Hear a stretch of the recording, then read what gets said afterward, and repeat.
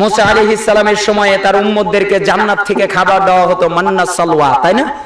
ওই খাবার কেন বন্ধ হলো? পাপের কারণে। তারা ভাবা শুরু করলো আগামীকালকে কি খাবো, এখন যদি বন্ধ হয়ে যায় কি খাবো না কি খাবো না, চিন্তা করে করে দেখেছেন কি চিন্তা, আগামীকাল কি খাবো, মানে আগামীকাল আসুক আগে তারপরে কি খাবে আগামীকাল দেখা যাবে। আগেই চিন্তা করে করে আছে আগামীকালকে গিয়ে কি খাবো। আপনি আগামীকাল বাঁচবেন জানেন? আপনি আগামীকালকে চিন্তা করে আছেন, আগামীকাল তো নাও বাঁচতে পারেন, আগামীকাল আপনি দুনিয়া থেকে বিদায় নিতে পারেন, আপনার তো জানা নাই কি হবে আপনার সাথে। উনিরা চিন্তা করেছে আগামীকাল কি খাবো, আবার তারা পাপের সাথে জড়িত হলো। কি হলো? রিজিকের দরজা বন্ধ হয়ে গেল আসমান থেকে নাজিল করা। মারিয়াম আলাইহিস সালামের ঘটনা দেখেন, আল্লাহ তাআলা তাকে জান্নাত থেকে খাবার দিতেন, তার খাবার বন্ধ হয়ে যায় নাই কেন? আল্লাহকে মেনে নেওয়ার কারণে।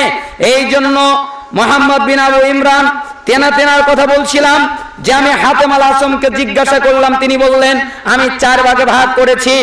এক, আমি জানি আমার রিজিক আমার জন্য নির্ধারণ করে দেওয়া, আমার রিজিক আমি ছাড়া কেউ খাবে না। 2 নাম্বার, আমি জানি আমার আমল আমাকেই করতে হবে, আমার বন্ধু করে দেবে না, আমার বিবি করে দেবে না, আমার আত্মীয় স্বজন করবে না, আমার মা করবে না, আমার বাবা করবে না। উনি এক বাক্যে বলেছেন পৃথিবীর কেউ আমার আমল করে দেবে না, আমার আমল আমাকেই করতে হবে।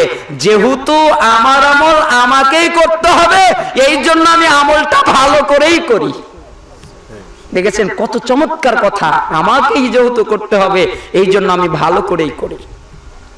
3 নাম্বার, আমি জানি আমার মালাকুল মাউত আমার বন্ধু নয়, তিনি আমাকে বলে চলে আসবে না, হঠাৎ করে চলে আসবে, তিনি আমাকে নিউজ দিয়ে আসবে না। অতএব আমি সর্বদা প্রস্তুত থাকি।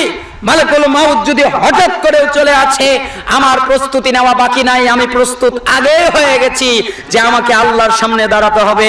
4 নাম্বার, আমি জানি যে আমি যেখানেই যাই গুনাহ করার জন্য, তখন দেখি কেউ নাই, তখন মনে হয় একজন আছেন আমার রব, তিনি আমাকে দেখছেন, এই জন্য তার সামনে গুনাহ করতে লজ্জা পাই। এই 4 কারণে আমাকে এত খুশি আর শান্তিতে দেখো। সুবহানাল্লাহ বলবেন না? বাক্য কে বোঝে? সালাফদের নীতি কে বোঝে? সালাফদের এই বক্তব্য কে বোঝে? এই জন্য আল্লাহ তাআলা বললেন, যদি জনপদের অধিবাসীরা ঈমান আনতো, তাকে অবলম্বন করত, লাফাতাহনা আলাইহিম বারাকাতিম মিনাস সামাই ওয়াল আরদ, আসমান আর জমিনের যত বারাকাতের দরজা আছে আমি সব তাদের জন্য উন্মুক্ত করে দিতাম। আসমানের সমস্ত বরকত নাজিল করে দিতাম, জমিনের সমস্ত বরকত উঠিয়ে দিতাম। এরপরে আল্লাহ বললেন ওয়ালাকিন কাযযাবু, কিন্তু ওরা মনে করলো আমি আল্লাহ মিথ্যাবাদী, আমি আল্লাহকে সত্যবাদী মনে করে নাই। এখানে সালাফরা ব্যাখ্যা করেছেন তারা রাসূলকে মিথ্যাবাদী মনে করত। রাসূলকে মিথ্যাবাদী মনে করা মানে আল্লাহকেই মিথ্যাবাদী মনে করা। এই জন্য তারা যার উপরে আছে আমি তাদেরকে তার উপরেই পাকড়াও করে ধরলাম। আপনি বলবেন যে অনুগ্রহের পথ বন্ধ হয় কেন? পাপের কারণে বরকত বন্ধ হয়ে যায়, পাপের কারণে রিজিক বন্ধ হয়ে যায়, পাপের কারণে রিজিকে কোনো বরকত থাকে না, পাপের কারণে অন্তরের শান্তি নষ্ট হয়ে যায়, পাপের কারণে অস্থিরতা তৈরি হয়। ইবনে মাজাহ 4105 4106 দুইটা হাদিসের সমন্বয়ের একটা ফতোয়া। সেটা হচ্ছে কোন ব্যক্তি যদি আল্লাহর দিকে ধাবিত হয়, আল্লাহর কাজ করা শুরু করে দেয়, তাহলে তার সমস্ত কাজ আল্লাহ নিজে করা শুরু করে দেয়, তার জন্য আল্লাহ যথেষ্ট হয়ে যায় এবং সমস্ত কাজকে আল্লাহ গুছিয়ে দেয় এবং দুনিয়াটাকে তার সামনে হাজির করে দেয়। কি কি লাগবে নাও। আর যে ব্যক্তি দুনিয়ার দিকে ঝুঁকে পড়ে, আল্লাহ তাআলা তাকে অস্থিরতা এবং দরিদ্রতা নিত্য সঙ্গী করে দেয় এবং সে কোনো উপত্যকা পাহাড়ের তল দিয়ে যাচ্ছিল আর পাহাড়টা তার ঘাড়ের উপরে ধসে পড়ল, এতে আল্লাহর কিচ্ছু আসে যায় না। আবু হুরায়রা রাদিয়াল্লাহু আনহু তিনি বলছেন রাসূলুল্লাহ সাল্লাল্লাহু আলাইহি ওয়াসাল্লাম বলেছেন, তিনি বলছেন আল্লাহ তাআলা বলেছেন হাদিসে কুদসি, আল্লাহ তাআলা বলছেন ইয়া ইবনে আদম, হে আদম সন্তান, তাফাররাক লি ইবাদাতি, তোমরা আমার ইবাদতে মগ্ন হও, আমলা সদরাকা গিনান, আমি তোমাদের অন্তরটাকে ধনী বানিয়ে দিব, আমি তোমাদের অন্তরটাকে ঐশ্বর্যমণ্ডিত করে দিব, আমি তোমাদের অন্তরের ভিতরে শান্তি নাজিল করব, ওয়াসুদ্দা ফাকরা, এবং তোমাদের দরিদ্রতার দরজা আমি আল্লাহ বন্ধ করে দিব। ওয়া ইল্লাম তাফআল, যদি এমনটা না করো, আমার ইবাদত যদি না করো, আল্লাহ তাআলা তার বান্দাদেরকে তৈরি করেছেন একমাত্র তার ইবাদতের জন্য। তারা আল্লাহর ইবাদত করবে, 10 তলা বাড়ি বানাবে এই জন্য নয়, 20 তলা বাড়ি বানাবে এই জন্য নয়। তাহলে কি এগুলো বানানো যাবে না? এগুলো বানানো যাবে হালাল, এগুলো দুনিয়াবি বিষয়, এইগুলো দিয়েও আল্লাহর সন্তুষ্টি অর্জন করা যায়। অতএব আল্লাহ তাআলা একমাত্র বান্দাদের সৃষ্টি করেছেন তার ইবাদত করার জন্য। এই জন্য আল্লাহ তাআলা বলছেন, যে ব্যক্তি আমার ইবাদতে মগ্ন হয়, আমি তার অন্তরকে ঐশ্বর্যমণ্ডিত করে দেই এবং তার দরিদ্রতার পথ বন্ধ করে দেই। ওয়া ইল্লাম তাফআল, আর যদি এমনটা না করে, মালাতু সদরাকা শুগলান, আমি তাদের অন্তরটাকে পেরেশানি দিয়ে, ব্যস্ততা দিয়ে পরিপূর্ণ করে দেই। ওয়ালাম আসুদ্দা ফাকরা, আর দরিদ্রতা আমি বন্ধ করি না। ওরা খালি ফকির হতেই থাকবে, ওরা খালি গরিব হতেই থাকবে, ওরা বরকত পাবে না, ওদের বরকত বন্ধ হতেই থাকবে। কেন? সে আমার ইবাদত করে নাই। যখন আমার ইবাদত করবে, তখন আমার উপরে ওয়াজিব হয়ে যাবে তাদের দেখভাল করা, তাদের রিজিক দিয়ে দেওয়া, তাদের রিজিকে বারাকাত নাজিল করে দেওয়া। ইবনে মাজাহ 4107 নম্বর হাদিস, এটা হাদিসের সনদ সহিহ। তার মানে প্রথম পয়েন্টে আরো অনেক কথা ছিল, আমি এখানে রেখে দিলাম। দ্বিতীয় মূলনীতি হচ্ছে, আপনাদের জন্য আমার মানুষদের এরকম উতাল পাতাল ঘটে। নোমান ইবনে বাশির রাদিয়াল্লাহু আনহু তিনি বলছেন, রাসূলুল্লাহ সাল্লাল্লাহু আলাইহি ওয়াসাল্লাম বলেছেন, ইন্নাল হালালা বাইয়িন ওয়া ইন্নাল হারামা বাইয়িন ওয়া বাইনাহুমা উমুরুন মুশতাবিহাত লা ইয়ালামুহুন্না কাসীরুম মিনান নাস ফামান ইত্তাকা শুবহাত ফাকাদ ইস্তাবরা লিদীনিহি ওয়া ইরদিহি ওয়া মান ওয়াকা ফিশ শুবহাত ওয়াকা ফিল হারাম কাররাই ইয়ারহা হাওলাল হিমা ইউশিকু আইয়ারতাহা ফি আলা ওয়া ইন্না লিকুল্লি মালিকিন হিমা আলা ওয়া ইন্না হিমাল্লাহি মাহারিমুহু। আল্লাহর নবী বললেন, শুনে রাখো, নিঃসন্দেহে, কোনো সন্দেহ নাই, হালাল স্পষ্ট। নিঃসন্দেহে, কোনো সন্দেহ নাই, হারাম স্পষ্ট। জানিয়ে দেওয়া হয়েছে এটা হালাল, জানিয়ে দেওয়া হয়েছে এটা হারাম। আর এই দুইটার মাঝখানে যা আছে তা হচ্ছে সন্দেহজনক বিষয়। চূড়ান্ত সিদ্ধান্ত যার নাই, সেটা চূড়ান্ত হারাম। যেখানে চূড়ান্ত সিদ্ধান্ত নাই, সেটা চূড়ান্ত হারাম। যেখানে বলে দেওয়া হয় নাই এটা হালাল নাকি হারাম, সন্দেহপূর্ণ ঢুকে গেছে, সে যেন হারামেই ঢুকে গেল। আর যে ব্যক্তি সন্দেহ থেকে দূরে থাকলো, সে তার সম্পদ আর নিজেকে নিরাপত্তা করে নিল। শুনে রাখো, প্রত্যেক রাজা বাদশার একটা সংরক্ষিত এলাকা থাকে। যেমন মনে করো, একজন রাখাল পশু চড়াচ্ছে, তার পশুটা যে কোনো এলাকায় প্রবেশ করে ফেলতে পারে। যদি বাউন্ডারি দেওয়া না থাকে, তাহলে সংরক্ষিত একটা এলাকা আছে, যে এই এলাকাটা সংরক্ষিত। একটা রাখাল একটা পশু চড়াচ্ছে, ছাগল চড়াচ্ছে, ওই ছাগলটা সংরক্ষিত এলাকায় যখন তখন প্রবেশ করে ফেলতে পারে। শোনো, প্রত্যেক রাজা বাদশার একটা সংরক্ষিত এলাকা থাকে, যে তোমরা এর ভিতরে ক্রস করো না, ঢুকো না, প্রবেশ করো না। আল্লাহর একটা সংরক্ষিত এলাকা আছে, যেখানে তিনি প্রবেশ করতে নিষেধ করেছেন, তা হচ্ছে হারাম বিধান। অতএব তোমরা হারাম বিধান ক্রস করো না। আলা ওয়া ইন্নাল ফাসাদ আলা ওয়া ইন্না লিকুল্লি, এরপরে তিনি বললেন, শুনে রাখো, প্রত্যেক আদম সন্তানের দেহের ভিতরে একটা গোস্তের টুকরা থাকে। ওই গোস্তের টুকরাটা যদি ভালো হয়ে যায়, তার সমস্ত আমল আখলাক ভালো হয়ে যায়। ওই গোস্তের টুকরাটা যদি খারাপ হয়ে যায়, তার সমস্ত আমল আখলাক খারাপ হয়ে যায়। আলা ওয়াহিয়াল কলব, ওই গোস্তের টুকরাটার নাম হচ্ছে কলব, হৃদয়। আমি মাঝে মধ্যে ভাবি, যখন হাদিস পড়ি তখন দেখি, কলব হলো কেন? কেন কলব? নাম কলব কেন? কেন কলব? আল্লাহ তো অন্য নামও দিতে পারতেন, তাই না? অন্য অনেক নামও তো হতে পারতো, কলব কেন? তখন খুঁজতে খুঁজতে, শুনে রাখেন, হাদিস বোঝার কিছু মূলনীতি আছে।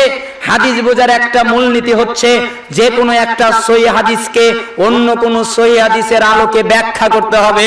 শুধুমাত্র একটার মাধ্যমেই ফতোয়া দেওয়া যাবে না, শুধুমাত্র একটার মাধ্যমেই বিধান দেওয়া যাবে না। ওই একই বিষয়ে আরো অনেকগুলো হাদিস পড়ে বুঝে তারপরে ফতোয়া দিতে হবে। এই জন্য এখানে একটা টিকা আপনাদেরকে রেখে যায়, কলব কেন, কলব কেন, কলবটা কি, নামটা কলব হলো কেন জানা দরকার না? মানুষের এত পরিবর্তন ঘটে কেন? আমি মাঝে মধ্যে চিন্তা করতাম, এই লোকটা কত আল্লাহওয়ালা, সালাত আদায় করে, জিকির আজকার করে, কিন্তু দেখা যায় লোকটা পাপেও আবার জড়িত হয়। এই কয়দিন মসজিদে এসে ভালো মতো সালাত আদায় করে, আবার কয়দিন মসজিদে আসা বন্ধ করে। মানুষ এরকম করে কেন? এরকম একটা প্রশ্ন আসে না? তো আমি ভাবতাম মানুষ এরকম করে কেন। এই হাদিসটা গবেষণা করতে গিয়ে পেয়ে গেলাম মানুষ যে এরকম করে এটাই তার খাসলত। কিভাবে? এই হাদিসের ব্যাখ্যা করার জন্য 6 থেকে 7টা হাদিস অনুবাদ করব অল্প সময়ে। একটা হাদিস মুসনাদে আহমদ 19661 নম্বরে এসেছে। রাসূলুল্লাহ সাল্লাল্লাহু আলাইহি ওয়াসাল্লাম বলেছেন যে, শুনে রাখো, এই অন্তরের উদাহরণ দিতে গিয়ে বলছেন, ইন্নামা সুম্মিয়াল কলব মিন তাকাল্লুবিহি, ইন্নামা মাসালুল কলব কামাসালি রিশাতিন মুআল্লাকাতিন ফি আসলি শাজারাতিন তুকাল্লিবুহার রিহ যহরান লিবাতন। অন্তরকে অন্তর নামকরণ করা হয়েছে, অন্তরকে কলব নামকরণ করা হয়েছে। অন্তরের পরিবর্তন ঘটে তাই। যদি অন্তর পরিবর্তন না হতো অন্তরের নাম কলব রাখা হতো না। শুনে রাখো, অন্তরের উদাহরণ হচ্ছে একটা পালকের মতো, যা একটা গাছের ডালে ঝুলানো আছে সুতা দিয়ে। এরপরে যখন বাতাস আসে তখন তাকে এদিক সেদিক উলট পালট করে, খেনেই ভালো, খেনেই মন্দ, খেনেই উত্তম, খেনেই অনুত্তম, খেনেই আল্লাহওয়ালা, খেনেই শয়তানের দিকে অন্তর পরিবর্তন ঘটে। তাই এর নাম কলব রাখা হয়েছে। মাসালুল কলবি কামাসালি রিশাতিন বিআরদিন ফালাতিন তুকাল্লিবুহার রিহু যহরান লিবাতন। ইবনে আসিম তার কিতাবুস সুন্নাহ 227 নম্বর হাদিসে তিনি বলছেন, শুনে রাখো, অন্তরের উদাহরণ হচ্ছে একটা পালকের মতো। যে কোনো পাখি হতে পারে, সেটা কবুতর হতে পারে, সেটা কোনো শালিক হতে পারে, সেটা কোনো কাক হতে পারে, সেটা যেই কোনো পাখি হতে পারে। ওই পাখির একটা ফোর পালকের মতো, যা খুবই পাতলা, যা মরুভূমিতে পড়ে আছে। এরপরে প্রচন্ড বাতাস শুরু হয়েছে, এরপরে প্রচন্ড বাতাসে ওই ফোরটা পালকটাকে উলট পালট করা শুরু করছে। এটা হচ্ছে অন্তর।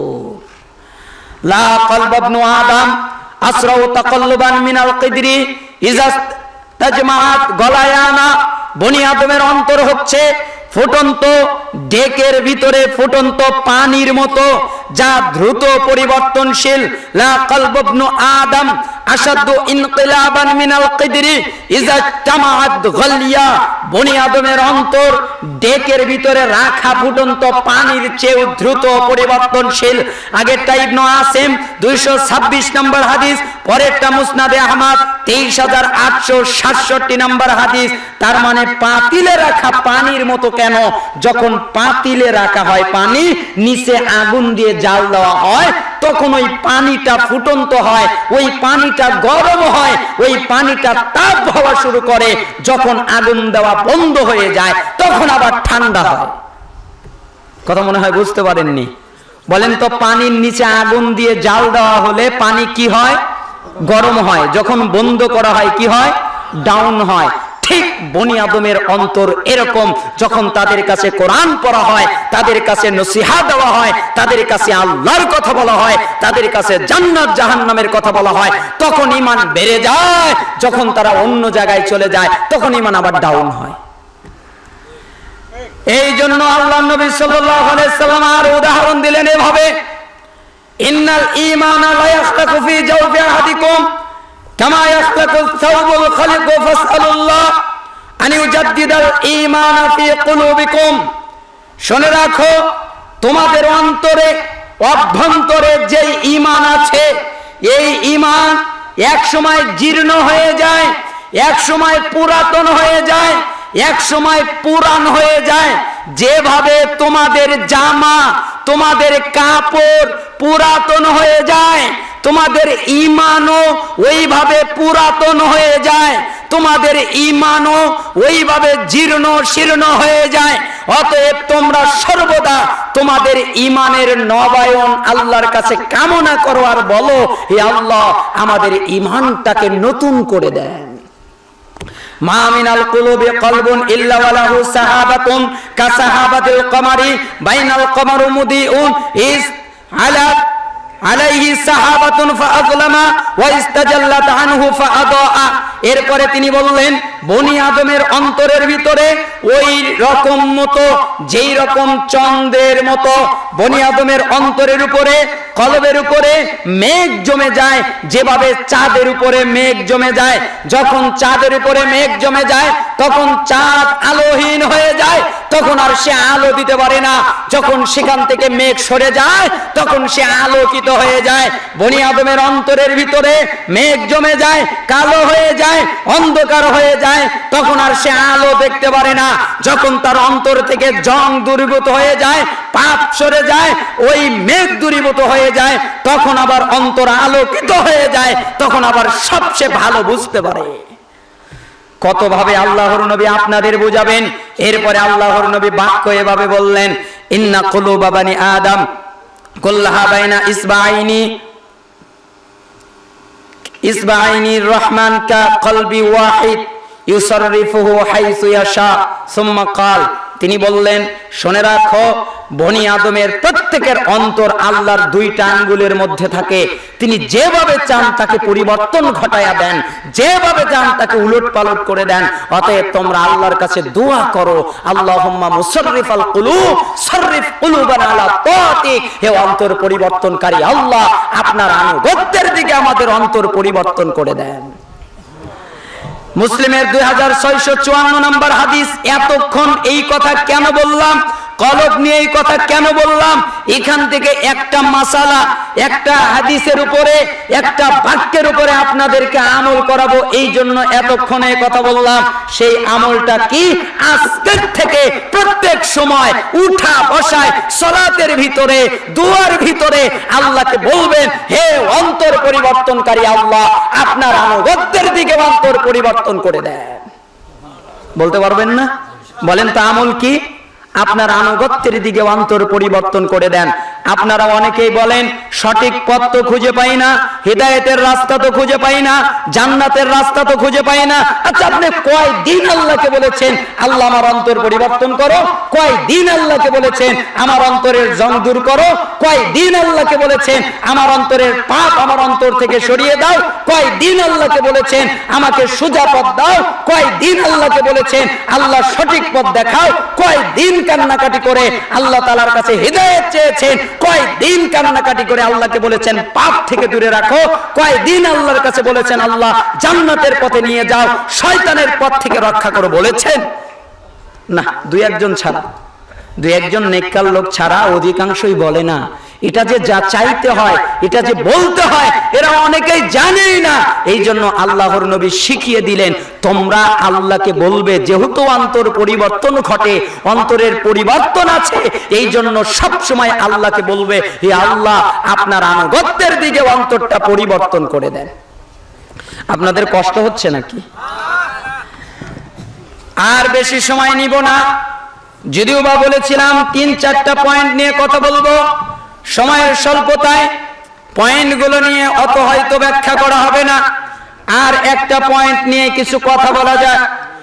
যেই হাদিসটা সহিহ বুখারীতে এসেছে, 6631 নাম্বার হাদিস, আবু হুরায়রা রাদিয়াল্লাহু আনহু তিনি বলছেন, ক্বালা আবুল কাসিম সাল্লাল্লাহু আলাইহি ওয়াসাল্লাম, আবুল কাসিম মুহাম্মদ সাল্লাল্লাহু আলাইহি ওয়াসাল্লাম বলেছেন, ওয়াল্লাযী নাফসি বিয়াদিহি, শুনে রাখো, ওই মহান সত্তার কসম, যার হাতে আমার জীবন, যার হাতে আমার প্রাণ, তার শপথ নিয়ে বলছি, লাউ তা'লামুনা মা আ'লামু লা বাকাইতুম কাসীরা ওয়া লা দাহিকতুম কলিলা।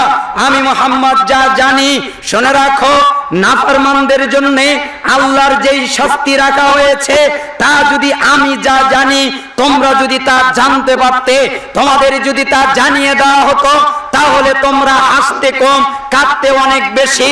তোমাদের চক্ষু দিয়ে পানি পড়তো, তোমাদের জবান দিয়ে বেশি হাসি আসতো না। তোমরা কাঁদতে বেশি, তোমরা কাঁদতে বেশি, তোমাদের হাসির সংখ্যা কমে যেত। ওইটাকে কান্না বলে না।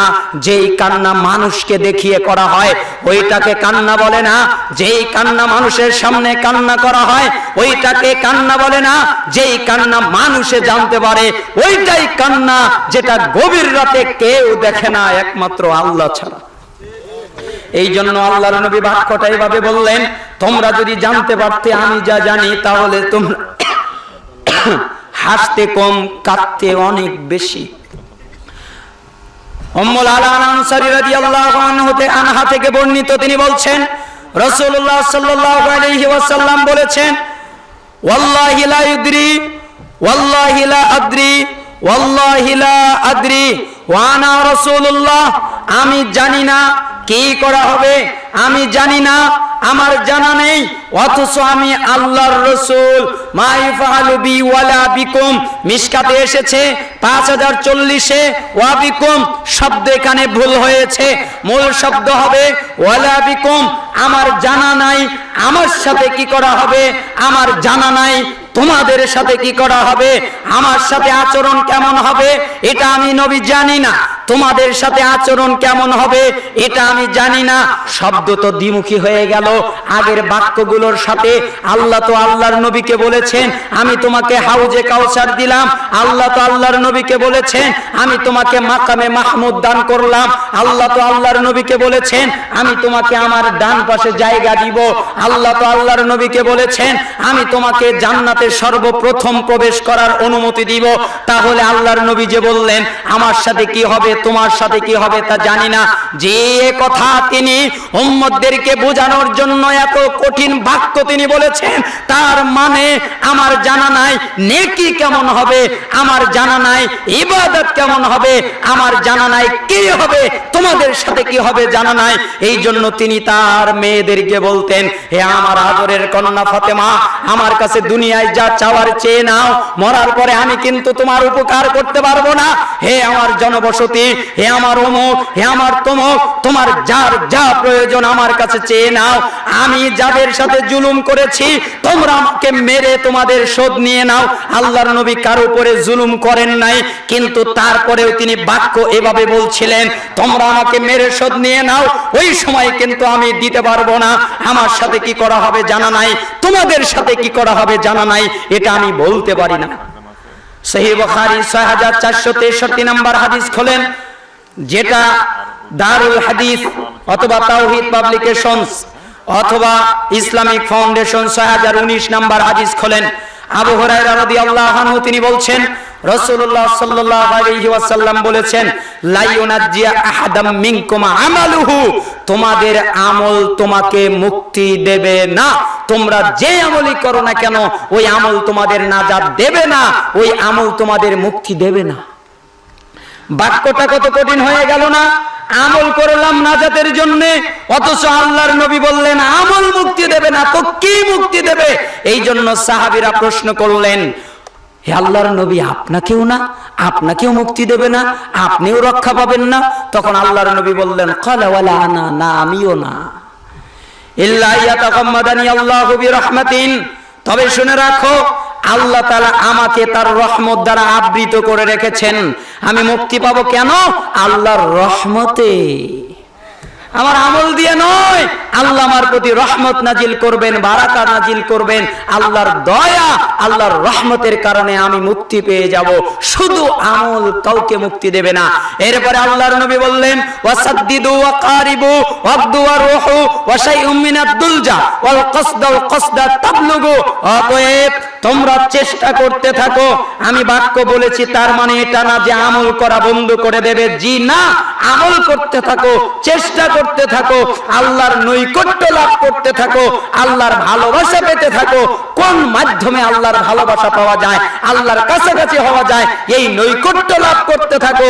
সকালে, সন্ধ্যায় এবং রাতের কিছু অংশে আল্লাহকে আহ্বান করো, আল্লাহর জিকির আজকার করো, আর মধ্যম পন্থা অবলম্বন করো। অতিরিক্ত মাত্রায় করো না, আবার কম করো না, মধ্যম পন্থায় আমল করতে থাকো। ওয়াল কসদাল কসদা তাবলুগু, মধ্যম পন্থা তোমাদের লক্ষ্যে জান্নাতে পৌঁছিয়ে দেবে। তার মানে শুধু আমল মুক্তি দেবে না, কিসে লাগবে? আল্লাহর রহমত লাগবে, আল্লাহর দয়া লাগবে। এই জন্য যেইখানেই জান্নাতের কথা আছে আল্লাহ তাকে মুক্তি দেবেন, ওইখানেই বা অক্ষর আগে যুক্ত করা আছে। তার মানে আল্লাহর রহমত, আল্লাহর দয়ার মাধ্যমে বান্দার আল্লাহর জান্নাতে প্রবেশ করবে। এবার যদি আপনি আল্লাহকে খুশি করতে না পারেন, দয়া হবে? এই জন্য আব্দুল্লাহ বিন আউন রাহিমাহুল্লাহ তিনি কাঁদতেন আর বলতেন, লা তাসিক বিকাসরাতিল আমাল, অতিরিক্ত আমল নিয়ে নিজের আমল নিয়ে আত্মতৃপ্তি দেব না। ফাইন্নাকা লা তাদরি তুকবালু মিনকা আমলা, কারণ তুমি জানো না তোমার আমল কবুল হবে কি হবে না। সালাত পড়েছো, কবুল হয়েছে কিনা জানা নাই। ওয়ালা তামান যুনুবাক, অতএব নিজের পাপের ব্যাপারে নিরাপদ বোধ করো না। ফাইন্নাকা লা তাদরি হাল কুফিরাত মিনকা আমলা, কারণ তোমার জানা নাই যে তোমার এই পাপটাকে ক্ষমা করা হয়েছে কি হয় নাই। ইন্না আলাইকা আনকা মুগাইয়াবুন মা তাদরি মাল্লাহু সানিউন ফি, অতএব সেদিন আল্লাহ তোমার সাথে কি আচরণ করবে তাও তোমার জানা নাই। কি করবেন? আয়াজালু ফি সিজ্জিন, আমি আজালুহু ফি ইল্লিন, তিনি কি তা সিজ্জিন জাহান্নামের জন্য রাখবেন নাকি ইল্লিন জান্নাতের জন্য রাখবেন, এটা তোমার জানা নাই। 3-4টা কওলের ভিতরেই আমি আমার আলোচনা শেষ করে দিব। অল্প সময়ের ভিতরে ধৈর্য ধারণ করুন। সম্মানিত আশপাশের মেহমান, সম্মানিত মেহমান, আমি অবগত করছি আল্লাহ তাআলা আপনাদের প্রতি রহমত নাজিল করুন। অল্প সময়ের ভিতরে আমার বক্তব্য আমি ইতি টানবো। আল্লাহ সুবহানাহু ওয়া তাআলা বারাকা নাজিল করুন। উনি আব্দুল্লাহ বিন আউন বললেন, শাহুল ঈমান লিল বাইহাকি 6930 নম্বর হাদিস, যে জানা নাই আমার আমল কবুল হয়েছে কিনা, জানা নাই গুনাহ মাফ হয়েছে কিনা, অতএব নিরাপত্তা বোধ করো না। এই জন্য একজন সালাফ বলতেন যে আখিরাতের বিষয় যদি গোপন না থাকতো তাহলে সবাই তো জান্নাতে চলে যেত। তখন একজন বলল, কে বলেছে গোপন? সবই তো প্রকাশ হয়েছে। জান্নাত, এই কাজ করলে জান্নাত, ওই কাজ করলে জান্নাত, এই কাজের মাধ্যমে জান্নাত যাওয়া হবে, ওই কাজ করলে জাহান্নাম, সবই তো প্রকাশ, গোপন থাকলো কি? তখন উনি বললেন, বুঝতে পারো নাই, তুমি যে 2 রাকাত পড়েছো কবুল হয়েছে এটা তোমার কি জানো? তুমি যে ক্ষমা চেয়েছো ক্ষমা হয়েছে কিনা এটা কি তুমি জানো নিশ্চিত? না তা তো জানি না। এই যে গোপন আছে এটাই তো মূলত গোপন। এই জন্য মুআজ বিন জাবাল রাদিয়াল্লাহু আনহু তিনি একদিন কাঁদছিলেন। তাকে জিজ্ঞাসা করলেন, আপনি কাঁদেন কেন? মা ইউবকিকা, কি কারণে কাঁদেন? তখন উনি বললেন, শুনে রাখো, আমি মরে যাব এই জন্য কাঁদছি না, দুনিয়ায় কিছু রেখে যাব এই জন্য কাঁদছি না। আমি আল্লাহর নবীকে বলতে শুনেছি, ইন্নামা হুমা কবদাতান ফাকবদাতুন ফিন্নার ওয়া কবদাতুন ফিল জান্নাহ। আদম সন্তানের রূহগুলো আল্লাহর মুষ্টিতে, 2টা মুষ্টিতে ভাগ হয়ে আছে, একটা জান্নাতে যাবে আর একটা জাহান্নামে যাবে। লা আকুনু, আমার জানা নেই, আমার জানা নেই, লা আদ্রি, আমার জানা নেই, ফি আইয়িল কবদাতাইনি লা আকুনু, আমি জানি না, আমার জানা নেই আমার কি হবে, আমি কি জান্নাতে যাব নাকি জাহান্নামে যাব, এটা আমার জানা নাই। এই ভয়ের কারণে আমি কাঁদছি। আমাদের সমাজের ভিতরে একটা সংক্ষিপ্ত বাক্যের মাধ্যমে আজকের আলোচনার ইতি টানছি। ওমর বিন খাত্তাব রাদিয়াল্লাহু আনহু তিনি এক সময় কিছু সাহাবীর কাছে আসলেন, তারা কথা বলছিলেন আর একজন আরেকজনকে বলছিলেন, তোমরা কি জানো একটা নেকি করলে 10টা নেকি? তোমরা কি জানো একটা পাপ করলে 1টা পাপ? আল্লাহ কত দয়াবান, আল্লাহ কত রহমত নাজিল করেন। অবশ্যই আল্লাহ দয়াবান, অবশ্যই আল্লাহ রহমত নাজিল করেন, অবশ্যই আল্লাহ করুণা করেন, তাছাড়া আমাদের পক্ষে বাঁচা সম্ভব নয়। ওমর ইবনুল খাত্তাব রাদিয়াল্লাহু আনহু যখন এই বাক্য শুনলেন তাদের কাছ থেকে, তখন তিনি রেগে গেলেন, তার চক্ষু লাল টকটকা হয়ে গেল আর তিনি বলা শুরু করলেন, হ্যাঁ সাহাবীরা থামো, একটা নেকি করলে 10টা নেকি পাবে, এই কারণে আত্মতৃপ্তি দেব। জ্ঞান পাওয়া যায়, তাকে যদি বলা হয় 10টা হাদিস পড়েন বলতে পারে, তাকে যদি বলা হয় এই হাদিসটার শব্দে ব্যাখ্যা বিশ্লেষণ করেন, তারকিব করেন, এ বাক্য বুঝিয়ে বুঝিয়ে বলেন, এই আয়াতটার ভালো তাফসীর করেন, সে বলতে পারে, তার কাছে ইলম আছে, ইলম পাওয়া যায়। ওয়াল আমালু বিল ইলমি মাফকুদুন, কিন্তু ইলম অনুযায়ী আমল পাওয়া যায় না। ইলম পাওয়া যায়, ইলমের ভিতরে আমল পাওয়া যায় না। ইলমযুক্ত লোক পাওয়া যায়, ইলমযুক্ত ব্যক্তি পাওয়া যায়, কিন্তু ইলম অনুযায়ী আলেম পাওয়া যায় না। এরপরে তিনি আবার বললেন ওয়াল আমালু মাওজুদুন, আমলও পাওয়া যায়। আবার যদি বলি যে আমল নাই, তাহলে কি আলেমরা আমল করে না, ব্যক্তিরা আমল করে না, লোকেরা কি ইলম অনুযায়ী আমল করে না? অবশ্যই করে, আমলও পাওয়া যায়।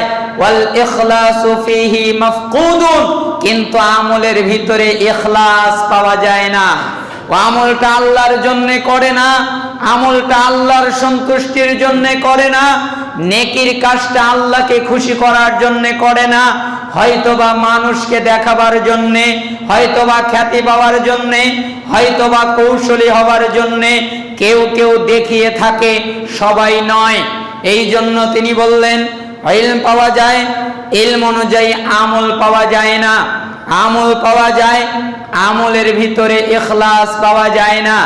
এরপরে তিনি বললেন ওয়াল হুব্বু মাওজুদুন, ভালোবাসাটাও বিদ্যমান, ভালোবাসাটাও পাওয়া যায়, মানুষের ভিতরে ভালোবাসার কমতি নাই।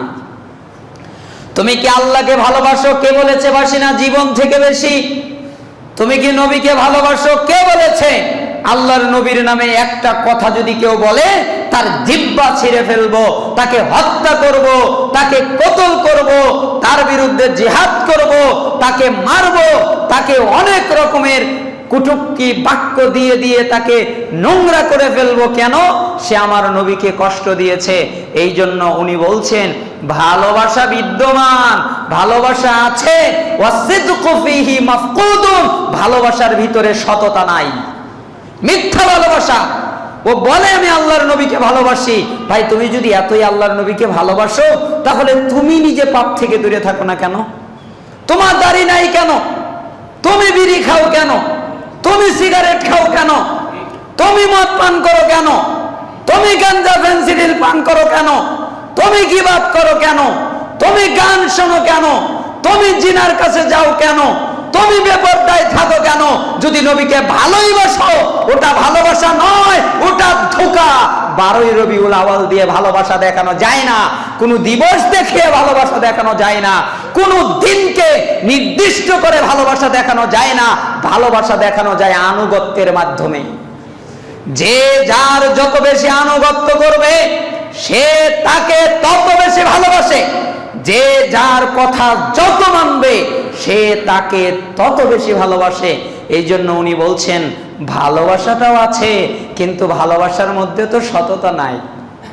আল্লাহ তোমাকে আমি খুব ভালোবাসি। ওই ভাইয়ের হাতে ফেসবুক, সে ফেসবুকে ঘন্টার পরে ঘন্টা সময় কাটিয়ে দিচ্ছে। কেন? সে ফেসবুককে ভালোবাসে, তাই তার বিরক্তি ঘটে না। এটা মনে রাখবেন, একটা মূলনীতি, যাকে যে ভালোবাসে তার সাথে সাক্ষাতে বিরক্তি ঘটে না, তার সাথে সাক্ষাতে ধৈর্যচ্যুতি হয় না, ধৈর্য হারিয়ে যায় না। আপনি যদি আপনার বন্ধুকে ভালোবাসেন, ঘন্টার পরে ঘন্টা ওর সাথে কথা বলবেন, বিরক্তি ঘটবে না। কেন? আপনি তাকে ভালোবাসেন, তাই বিরক্তি ঘটে না। আপনি যদি কোনো গান, ছবি, বাদ্যযন্ত্র নিয়ে থাকেন, তাকে পছন্দ করেন, ভালোবাসেন, তাই বিরক্তি ঘটে না। আপনি যেই কাজ করবেন তাতে যদি বিরক্তি না ঘটে, আপনি বুঝবেন তাকে আপনি ভালোবাসেন। ঠিক ফেসবুককে ভালোবাসেন দেখে ঘন্টার পরে ঘন্টা চলে যায়, আপনার বিরক্তি আসে না। বন্ধুকে ভালোবাসেন দেখে ঘন্টার পরে ঘন্টা চলে যায়, আপনার বিরক্তি ঘটে না। আপনার স্ত্রীকে ভালোবাসেন দেখে রাতের পরে রাত চলে যায়, বিরক্তি ঘটে না। যখন স্ত্রীর প্রতি ভালোবাসা কমে যায়, তখন আর স্ত্রীর সাথে রাত কাটানো মধুর লাগে না। আপনি কোনো প্রেমিকাকে, কোনো মেয়েকে যদি ভালোবাসেন, তাহলে ঘন্টার পরে ঘন্টা একই কথা, একই বাক্য, একই নিয়ম প্রত্যেক দিন চলে, তারপরেও বিরক্তি ঘটে না কেন? আপনি তাকে ভালোবাসেন তাই। ঠিক আল্লাহকে যদি আপনি ভালোবাসেন, আল্লাহর সাথে সময় কাটাতে আপনার ভালো লাগবে, আপনি ভালোবাসবেন। আর যদি আল্লাহর সাথে সময় কাটাতে ভালো না লাগে, বুঝবেন আপনি আল্লাহকে ভালোবাসতে পারেন নাই। মিথ্যা ভালোবাসা। তুমি 2 ঘন্টা ফেসবুকে দাও, 1 ঘন্টা আল্লাহর জন্য কিয়াম করো, দেখি তোমার ভালোবাসা। তুমি 3 ঘন্টা তোমার বন্ধুকে দাও, আধা ঘন্টা আল্লাহর জন্য ব্যয় করো কিয়ামে দাঁড়িয়ে শেষ রাত্রে, দেখি তোমার ভালোবাসা। তাহলে বোঝা যাবে তুমি আল্লাহকে ভালোবাসো। তার মানে এই জন্য উনি বলছেন ভালোবাসাটা দুনিয়ায় আছে, ভালোবাসাটা বিদ্যমান, কিন্তু ভালোবাসার ভিতরে ইখলাস নাই, সততা নাই, সত্যবাদিতা নাই, মিথ্যা ভালোবাসা। দেখেন না, লোকেরা বলে নবীকে খুব ভালোবাসি, মিলাদুন নবী করে, কিয়াম করে, ওই দিন এত ভালোবাসা দেখায়, আবার একদল আর এক দলের বিরুদ্ধে লেগে যায়, ফেসবুক ইউটিউবে যুদ্ধ বেঁধে যায়, কিন্তু ওই লোকটাই আবার রাসূলুল্লাহ সাল্লাল্লাহু আলাইহি সাল্লামের আনুগত্যের উল্টা করে, তাই না? আল্লাহ তাআলা আমাদের বুঝে তৌফিক দান করুন, আমিন। এখানে কথা বলছিলাম, এই 2টি পয়েন্ট ভালো করে মনে রাখবেন। ইলম আমলের জন্য, আমল যদি না থাকতো ইলমের প্রয়োজন হতো না, আমলের কারণে ইলমের প্রয়োজন। আমল করবে দেখে ইলম এসেছে, ইলম এসেছে দেখে আমল করবে, একটা আরেকটার সাথে জড়িত। আল্লাহ তাআলা আমাদের বুঝার তৌফিক দান করুন। হে আল্লাহ, আপনি আমাকে দয়া করেন, করুণা করেন, নাজিল করেন করুণা, যাতে আমার অন্তর থেকে অহংকার দূরীভূত হয়ে যায়, রিয়া দূরীভূত হয়ে যায়, হিংসা দূরীভূত হয়ে যায়, আত্মগরিমা দূরীভূত হয়ে যায়, এবং প্রত্যেকটা বাক্য যেন আপনাকে সন্তুষ্ট করার জন্য আমি বলতে পারি, সেই তৌফিক আপনি আমাকে দান করেন। এবং যারা এখানে এসেছে তাদেরকেও আপনি কল্যাণ দান করেন, এবং তারা যেন আমার কথাটাকে চমৎকারভাবে, সুন্দরভাবে বুঝে অন্তর দ্বারা অনুধাবন করতে পারে, এবং ওই অনুযায়ী যেন তাদের নিজের জীবনকে পরিচালনা করতে পারে, সেই তৌফিক আপনি তাদেরকে দান করেন। আমরা বলছিলাম কয়েকটা পয়েন্ট নিয়ে কথা বলবো। তার একটা পয়েন্ট হচ্ছে অনুগ্রহের পথ কেন রুদ্ধ হয়, কেন বন্ধ হয়ে যায়, বরকত কেন কমে যায়। আমার কাছে অনেকেই এই প্রশ্ন করে, তারা জিজ্ঞাসা করে, ভাই বরকত কমে যায় কেন?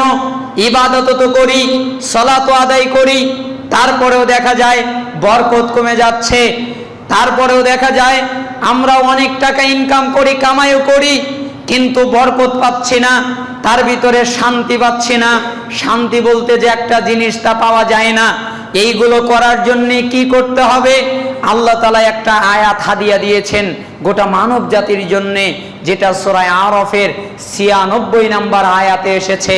আল্লাহ তাআলা বলছেন, ওয়ালাউ আন্না আহলাল কুরা আমানু ওয়াত্তাকাউ লাফাতাহনা আলাইহিম বারাকাতিম মিনাস সামাই ওয়াল আরদ। আল্লাহ তাআলা বলছেন অনুগ্রহের পথ কেন রুদ্ধ হয় জানো, বরকত কেন কমে যায় জানো?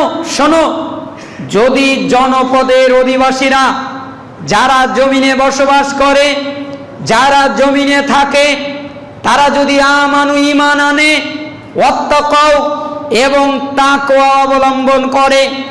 ঈমান আনা মানে আমি যা তাদের জন্য নাজিল করেছি, আল্লাহর প্রতি ঈমান আনবে, আল্লাহর কিতাবের প্রতি ঈমান আনবে, ফেরেশতাদের প্রতি ঈমান আনবে, নবী রাসূলগণের প্রতি ঈমান আনবে, আখিরাতের প্রতি ঈমান আনবে, তাকদীরের প্রতি ঈমান আনবে। এই ঈমানের 6টা মৌলিক পদ্ধতির ভিতরে ঈমান তো আনবেই, ঈমানের 6টা রুকনের ভিতরে তো ঈমান আনবেই, কোনো দুর্বলতা থাকবে না। এছাড়াও আমি যত কিছু নাজিল করেছি সব কিছুর প্রতি যদি ঈমান আনে, বিশ্বাস করে, স্বীকৃতি দেয়, ওয়াত্তাকাউ এবং তাকওয়া অবলম্বন করে। আমাদের দেশে তাকওয়ায় আমরা একটা ভুল ভ্রান্তি বুঝতে পারি। আমরা মনে করি যে লোকটা অনেক সালাত আদায় করে, বাহ লোকটার কত তাকওয়া, লোকটা কিয়াম করে, লোকটা দাঁড়িয়ে অনেক রাত সালাত আদায় করে, লোকটা অনেক কোরআন তেলাওয়াত করে, লোকটা লম্বা সময় নিয়ে সালাত আদায় করায়, লোকটা কত ভালো, লোকটা কত তাকওয়াশীল। আমরা তাকওয়াই বুঝি নাই, এই জন্য আমরা তাকে তাকওয়াশীল বলছি। তাকওয়া হলো উল্টা। তাকওয়া কি? উল্টা, আমলের উল্টা। আমলের উল্টা কিভাবে?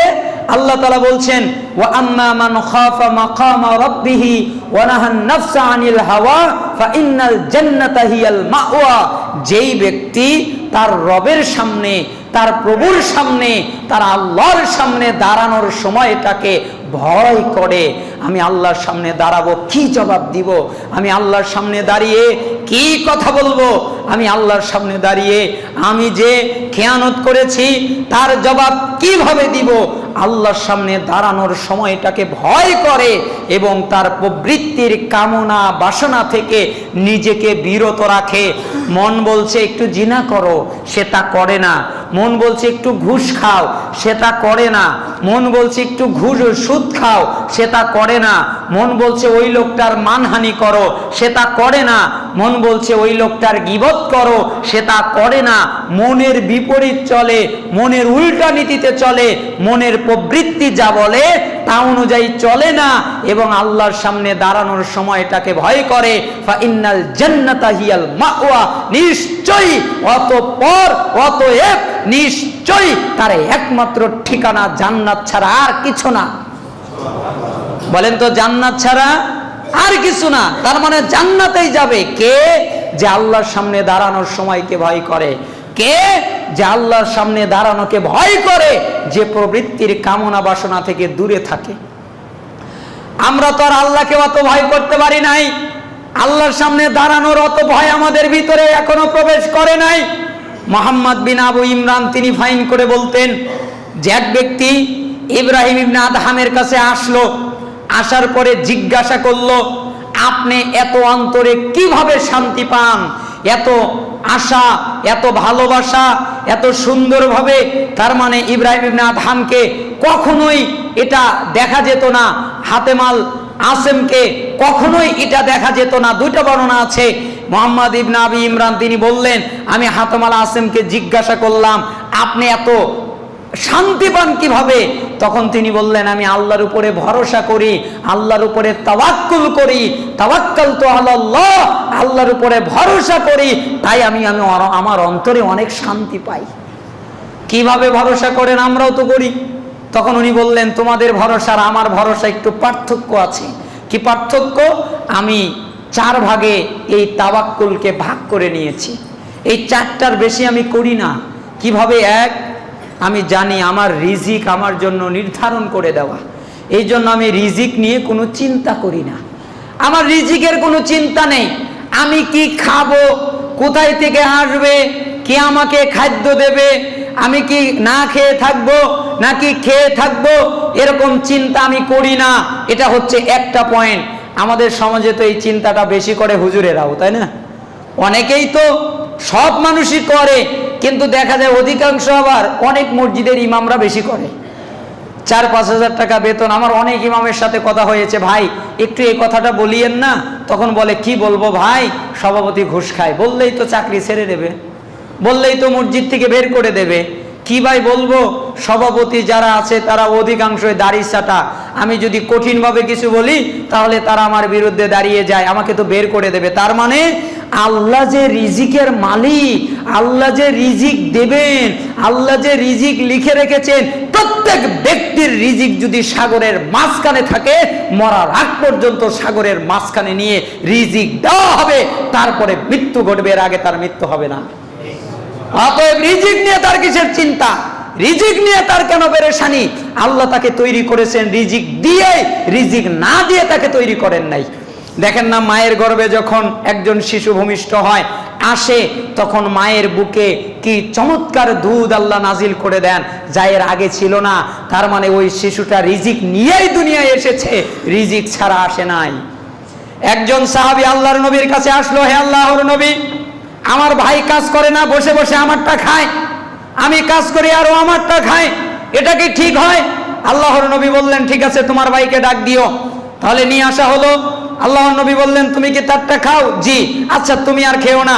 কিছুদিন পরে আবার লোকটা এসেছে, আল্লাহর নবী, এখন তো আর আমি অত বরকত পাই না, অত আমার কল্যাণ পাই না, অত তো আমি আর কামাই রুজি করতে পারি না। তখন আল্লাহর নবী বললেন, যাও তাকে আবার নিয়ে যাও। তখন তাকে আবার নিয়ে যাওয়া হলো।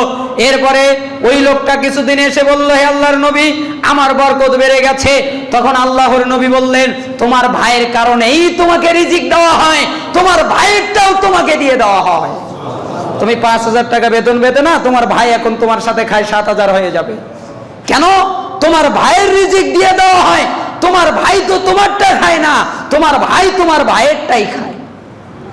যদিও ভাই সনদ নিয়ে কেউ দ্বিমুখী নীতি অবলম্বন করেছেন, কিন্তু আর একটা বিশুদ্ধ সনদ আছে। আল্লাহর নবীর কাছে আসলেন একজন সাহাবী, বললেন, হে আল্লাহর নবী, আমার ভাই আমারটা খায়। তখন আল্লাহর নবী বললেন, তুমি চিন্তা করো না, তোমার ভাইয়ের কারণেই তোমাকে রিজিক দেওয়া হয়। তুমি যদি তোমার ভাইকে তাড়িয়ে দাও, তাহলে তোমাকে রিজিক দেওয়া বন্ধ করে দেওয়া হবে। অতএব যার যার রিজিক সে পাবেই। এই জন্য রিজিক নিয়ে কখনো চিন্তা করবেন না, রিজিক নিয়ে কখনো পেরেশানি করবেন না। এই জন্য তিনি বললেন যে আমি জানি আমার রিজিকের মালিক আল্লাহ, এই জন্য আমি রিজিক নিয়ে কখনোই চিন্তা করি না। কয় 2 নাম্বার কি? কয় 2 নাম্বার হচ্ছে আমি জানি আমার আমল আমাকেই করতে হবে, আমার ভাই করবে না, আমার বন্ধু করবে না, আমার স্ত্রী করবে না। এই জন্য আমি বুদ্ধিমানের কাজ করি। কি করি? আমার আমল আমি করি, যেহেতু করতেই হয় এই জন্য ভালো করে করি। করতেই যেহেতু হয় উত্তম ভাবে করি, করতেই যেহেতু হয় সুন্দরভাবে করি। ভালো না করে খারাপ ভাবে করে লাভ কি? করতেই যেহেতু হয় এজন্য ভালো করেই আমলটা করি। এটা হচ্ছে 2 পয়েন্ট। কয় 3 নাম্বার? কয় 3 নাম্বার হচ্ছে আজরাইল তো আর আমার বন্ধু না, যে আমার কাছে যখন আসবে তখন আমি তাকে বলবো, বন্ধু আমাকে একটু সময় দাও, এখন আমি সময়টা আমার সামানা গুছিয়ে নেই। সে তো আমাকে আর বলে আসবে না, সে তো আমাকে জানিয়ে আসবে না, সে তো আমাকে টাইম ফিক্সড করে দেয় নাই। এই জন্য আমি সদা সর্বদা মৃত্যুর জন্য প্রস্তুতি নিয়ে থাকি। যখনই আমার মৃত্যু হোক আমার কিছু আসে যায় না, কেন আমি প্রস্তুত। 4 নাম্বার কি? 4 নাম্বার কি জানো? আমি আল্লাহর সামনে গুনাহ করতে লজ্জা পাই, যেভাবে তোমরা তোমাদের কোনো তার চেয়ে বেশি লজ্জা আমি আল্লাহর সামনে পাই গুনাহ করতে। এই 4টা কারণে আমার অন্তর খুব শান্তি পায়। কে বুঝবে সালাফদের এই বাক্য? কে বুঝবে এই কথার মূল্যায়ন? কে বুঝবে এই কথার মূল্য কত? এই জন্য আল্লাহ তাআলা বললেন, যদি জনগণের অধিবাসীরা ঈমান আনে আর তাকওয়া অবলম্বন করে, তার মানে তাকওয়ার অর্থ কি? পাপ ত্যাগ করা, গুনাহ ত্যাগ করা, নাপাকি ত্যাগ করা, অবাধ্যতা ত্যাগ করা। যে যত বেশি গুনাহ থেকে দূরে থাকবে সে তত বেশি মুত্তাকি। তাহলে তাকওয়া কি? গুনাহ ত্যাগ করা, খালি নেকি করা না। প্রথম মূল পয়েন্ট হচ্ছে আপনাকে গুনাহ ত্যাগ করতে হবে। যত গুনাহ আপনি ত্যাগ করবেন তত বড় মুত্তাকি আপনি হতে পারবেন। এরপরে আল্লাহ বললেন, যদি তারা তাকওয়া অবলম্বন করত, তাহলে আমি আসমান এবং জমিনের মাঝখান থেকে, আসমান থেকে যত বারাকাত আসার এবং জমিন থেকে যত বারাকাত সব আমি তাদের জন্য উন্মুক্ত করে দিতাম। আসমানের সমস্ত বারাকাত ঢেলে দিতাম, জমিনের সমস্ত বারাকাত উঠিয়ে দিতাম।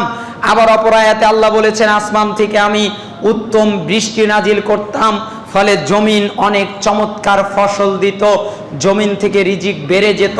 তার মানে এক কথায় আসমানের যত বারাকাত হতে পারে, জমিনের যত বারাকাত হতে পারে, সমস্ত বরকতের দরজা আমি খুলে দিতাম যদি ঈমান আনতো আর তাকওয়া অবলম্বন করত। এরপরে আল্লাহ বললেন, ওয়ালাকিন কাযযাবু, কিন্তু আমার বান্দারা আমাকে মনে করলো আমি মিথ্যাবাদী, আমি আল্লাহ মিথ্যা কথা বলি, আমি আল্লাহ ধোঁকা দেই। কিভাবে? আল্লাহর নবী, আমার নবী তাদের কাছে আয়াত নিয়ে গেছে, তারা মনে করেছে নবীরা মিথ্যাবাদী, তারা মনে করেছে রসুলরা মিথ্যাবাদী, তারা মনে করেছে বার্তাবাহকরা মিথ্যাবাদী। আর নবী আর রসুলকে মিথ্যাবাদী মনে করা মানে আমাকেই মিথ্যাবাদী মনে করা। এই জন্য ওরা যার উপরে আছে আমি আল্লাহ তার উপরেই তাদেরকে পাকড়াও করলাম। থাক তোরা এইভাবে, তাদের বরকতের দরকার নেই, থাক তোরা এইভাবে, তাদের কল্যাণের প্রয়োজন নেই। কেন বরকতের দরজা বন্ধ হয়? পাপের কারণে। মুসা আলাইহিস সালামের সময়ে আদম আলাইহিস সালাম প্রথমে জান্নাতে ছিলেন, এরপরে তিনি জান্নাত থেকে বের হয়ে আসলেন। কেন? পাপের কারণে। আল্লাহ তাআলা তাকে বললেন এই গাছের কাছে যেও না, তারপরেও তিনি গেলেন শয়তানের কুমন্ত্রণার কারণে। আল্লাহ তাআলা তাকে বিতাড়িত করে দিলেন, জান্নাত থেকে বের করে দেওয়া হলো। কিসের কারণে? পাপের কারণে। মুসা আলাইহিস সালামের সময়ে তাদের উম্মতেরা তাদের কাছে আল্লাহর পক্ষ থেকে মান্নাস সালওয়া জান্নাত থেকে এক ধরনের খাবার তাদেরকে দেওয়া হতো। তারা খাবার খেত আর ভাবতো সামনে কি খাবো, একটু তো গোছানোরও প্রয়োজন আছে। তারা আল্লাহর প্রতি ভরসার ক্ষেত্রে কমতি ঘটালো এবং তারা অবিশ্বাস করা শুরু করলো, তারা খিয়ানত করা শুরু করলো, তারা পাপ করা শুরু করলো। আল্লাহ তাদের উপরে আসমান থেকে জান্নাতি খাবার বন্ধ করে দিল। কেন? পাপের কারণে। আবার দেখেন মারিয়াম আলাইহিস সালাম, আল্লাহ তাআলা তাকে জান্নাতের খাবার দিতেন। কেন? আল্লাহকে স্মরণ করার কারণে।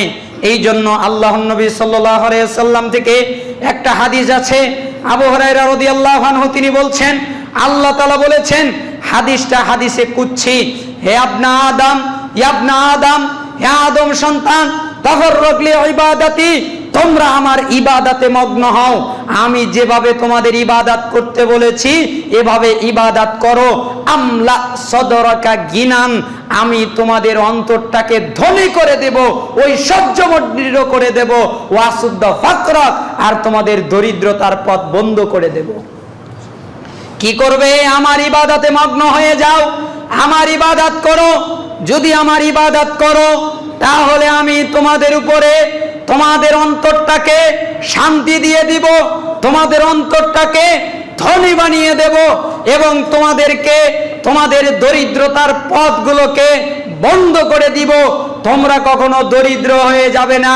ওয়া ইল্লাম তাফআল, যদি এমনটা না করো, আমার ইবাদত না করো, মালাতু সদরাকা শুগলান, আমি তোমাদের অন্তরটাকে ব্যস্ততা দিয়ে পেরেশানি দিয়ে যুক্ত করে দেব, পূর্ণ করে দেব। ওয়ালাম আসুদ্দা ফাকরাক, আর তোমাদের দরিদ্রতার দরজা বন্ধ করব না। ধনী হতে চাও, দরিদ্রতার পথ বন্ধ করতে চাও, আবার আমার ইবাদত করা শুরু করে দাও, আমি সব বন্ধ করে দেব। আবার দরিদ্র হতে চাও, আমাকে ভুলে যাও, আমি সব খুলে দিব। আপনি বলবেন এই লোকটা তো 5 তলা বিল্ডিং বানাচ্ছে, ও কি ধনী নয়? তার কি অন্তরে শান্তি নাই? না, নাই। জিজ্ঞাসা করেন, এটা খেতে পারে না। জিজ্ঞাসা করেন, ওটা খেতে পারে না। জিজ্ঞাসা করেন, ঠিক মতো ঘুমাতে পারে না। জিজ্ঞাসা করেন, এই সমস্যা। জিজ্ঞাসা করেন, ওই সমস্যা। অন্তরে অনেকের শান্তি নাই। আর যারা আমার ইবাদত করে আমি তাদের অন্তরে শান্তি দিয়ে দেই, আর তাতে দরিদ্রের যত পথ আছে সব আমি আল্লাহ বন্ধ করে দেই। ইবনে মাজার 4107 নম্বর হাদিস। এটা আল্লাহ তাআলা আমাদেরকে বোঝার তৌফিক দান করুন।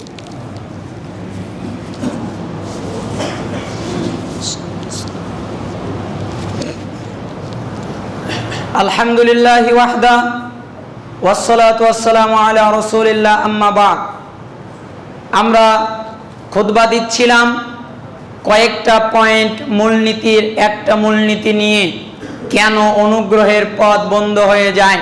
তাহলে আমরা এখান থেকে একটা বিষয় জানলাম, কেউ যদি তার সব কিছুতে বারাকা পেতে চায়, কল্যাণ পেতে চায়, সে যেন কার ইবাদত করে? আল্লাহর ইবাদত করে। তাহলে সব কল্যাণের দরজা তার জন্য উন্মুক্ত হয়ে যাবে ইনশাআল্লাহ। কোনো সন্দেহ নাই, নিঃসন্দেহে যে আল্লাহর কাছে চায় আল্লাহ তাকে পূর্ণ করে দেয়। যে আল্লাহর ইবাদত করেন আল্লাহ তাআলা তাকে অবশ্যই তা দান করেন, আর যে তা না করে আল্লাহ তার থেকে মুখ ফিরিয়ে নেয়। হে আল্লাহ, আপনি আমাদের প্রতি দয়া করেন, করুণা করেন, রহমত নাজিল করেন। যদিও আরো 2টা পয়েন্ট নিয়ে কথা বলতে চেয়েছিলাম, সেই 2টা পয়েন্টকে আমি বন্ধ করে লাস্টের পয়েন্টের দিকে ইঙ্গিত রাখলাম। সেটা হচ্ছে ভয়, কান্না। শুধুমাত্র বাক্যগুলো শুনলেই হবে না, শুধুমাত্র বাক্যগুলো পড়লেই হবে না। বাক্যগুলোর ভিতরে শোনার পরে একটা ভয় থাকতে হবে, একটা কান্না থাকতে হবে। ওই ভয়, যেই ভয়ে জাহান্নামের ভয়ে যেই লোক ভীত থাকে ওটাই কান্না। যেই কান্নাটা আল্লাহর ভয়ে, আল্লাহর জাহান্নামের ভয়ে তার 2 চোখ বেয়ে পানি জর করে পড়ে, ওই কান্না কান্না নয় যা মানুষকে দেখিয়ে বেড়ানো হয়। ওই ভয় নয় যা মানুষকে দেখিয়ে ভয় পাওয়া হয়। ওই কান্না কান্না নয় না মানুষের সামনে দেখিয়ে বেড়ানো হয়। ওই ভয় যা রাতের অন্ধকারে কেউ দেখে না, একমাত্র আল্লাহ দেখেন। ওই কান্না যা রাতের আধারে কেউ দেখে না, একমাত্র আল্লাহ তাআলা দেখেন। এই জন্য আবু হুরায়রা রাদিয়াল্লাহু আনহু তিনি বলছেন, ক্বালা আবুল কাসিম সাল্লাল্লাহু আলাইহি ওয়াসাল্লাম, আবু হুরায়রা তিনি বলছেন, আবুল কাসিম অর্থাৎ মুহাম্মদ সাল্লাল্লাহু আলাইহি ওয়াসাল্লাম বলেছেন, ওয়াল্লাযী নাফসি বিয়াদিহি লাউ তা'লামুন মা আ'লামু লা বাকাইতুম কাসীরা ওয়া লা দাহিকতুম কলিলা। তিনি বললেন, নাফরমানদের জন্য আল্লাহর যেই শাস্তি এটা যদি তোমরা জানতে পারতে, এবং যারা আল্লাহর অবাধ্য এদের জন্য যে কি শাস্তি এটা যদি তোমরা জানতে পারতে, আল্লাহর শপথ যার হাতে আমি মুহাম্মদের প্রাণ, যদি তোমরা জানতে পারতে, আমি যা জানি, আমাকে যা জানানো হয়েছে তা যদি জানতে পারতে, তাহলে তোমরা অনেক বেশি পরিমাণে কাঁদতে আর অনেক অল্প পরিমাণে হাসতে। তোমাদের হাসা এত বেশি হতো না। বুখারীর 6631 নম্বর হাদিস এটা। তোমাদের হাসি বেড়ে যেত না, তোমরা হাসতে কম, তোমরা কাঁদতে বেশি। আবু হুরায়রা রাদিয়াল্লাহু আনহু থেকে আরো বর্ণনা আছে এর সমর্থনে। উম্মুল আলা আল আনসারিয়া থেকে বর্ণিত, তিনি বলছেন, রাসূলুল্লাহ সাল্লাল্লাহু আলাইহি ওয়াসাল্লামকে আমি বলতে শুনেছি, ওয়াল্লাহি লা আদরি ওয়াল্লাহি লা আদরি ওয়া আনা রাসূলুল্লাহ মা ইফআলু বি ওয়ালা বিকুম। যদিও বা মিশকাতুল মাসাবিতে ওয়ালা বিকুম, ওয়ালা শব্দটা উঠাই নাই, ভুল করেছে, ওয়ালা বিকুম। আল্লাহর নবী বললেন, শুনে রাখো। উম্মুল আলা তিনি বললেন, রাসূলুল্লাহ সাল্লাল্লাহু আলাইহি ওয়াসাল্লাম বলেছেন, ওয়াল্লাহি লা আদরি, আমার জানা নাই, ওয়াল্লাহি লা আদরি, আমার জানা নাই, ওয়া আনা রাসূলুল্লাহ, আমি হচ্ছে আল্লাহর প্রেরিত দূত, আমি হচ্ছে আল্লাহর রাসূল, মা ইফআলু বি ওয়ালা বিকুম, আমার সাথে কি করা হবে আমি জানি না, তোমাদের সাথে কি করা হবে আমি জানি না। আমার সাথে কি আচরণ হবে আমি জানি না, তোমাদের সাথে কি আচরণ হবে এটা আমার জানা নাই, আমি বলতে পারবো না। আমার সাথে কি করা হবে আমি জানি না, তোমাদের সাথে কি করা হবে তা আমি জানি না, এটা আমার জানা নাই। এখানে একটা বিভক্তি ঘটে যেতে পারে, এখানে একটা অস্পষ্টতা থাকতে পারে।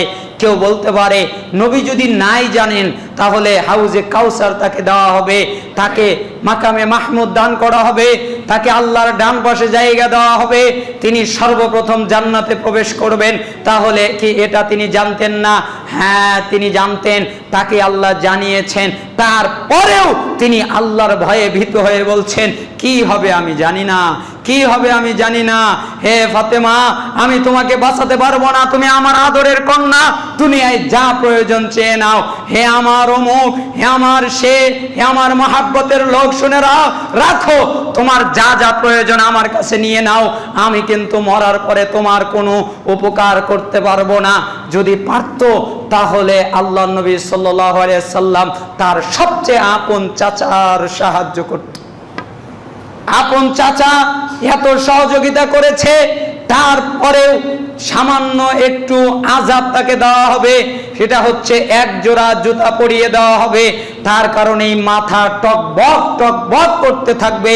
এই জন্য আল্লাহর নবী বাক্য এত কঠিন করে বললেন, আমার জানা নাই আমার সাথে কি করা হবে, আমার জানা নাই তোমাদের সাথে কি করা হবে। সহিহ বুখারীতে একটা হাদিস এসেছে, এটা বুখারীর 2867 নম্বর হাদিস।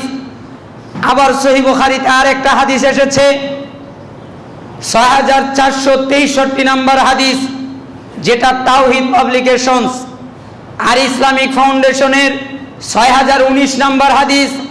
আল্লাহর নবী বললেন, লা ইউনাজ্জি আহাদাম মিনকুম আমালুহু, হে সাহাবীরা শোনো, তোমাদের কারো আমল তাকে মুক্তি দেবে না।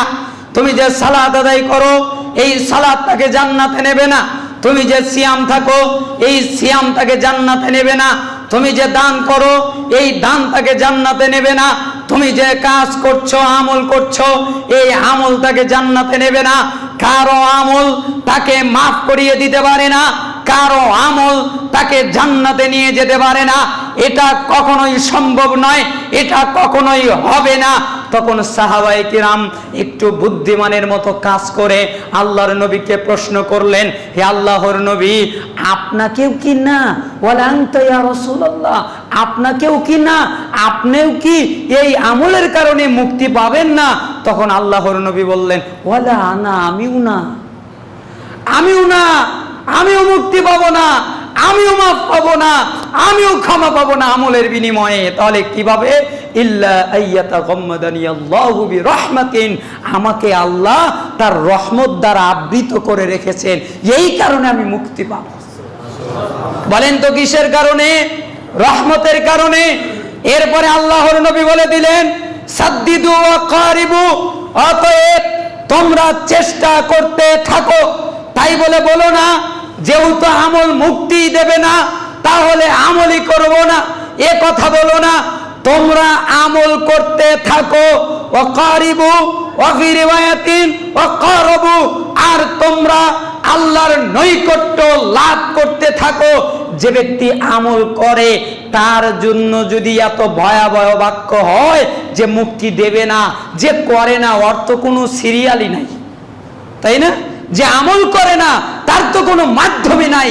এই জন্য আল্লাহর নবী বললেন, চেষ্টা করতে থাকো আর আল্লাহর নৈকট্য লাভ করতে থাকো। আল্লাহ কিসে খুশি হয়, আল্লাহ কিসে রাজি হয়, এটা অর্জন করতে থাকো। ওয়াগদু ওয়া রুহু ওয়া শাইউম মিনাদ দুলজা ওয়াল কসদাল কসদা তাবলুগু, আর তোমরা সকালে, সন্ধ্যায়, রাত্রের কিছু অংশে আল্লাহকে ডাকতে থাকো আর মধ্যম পন্থা অবলম্বন করো।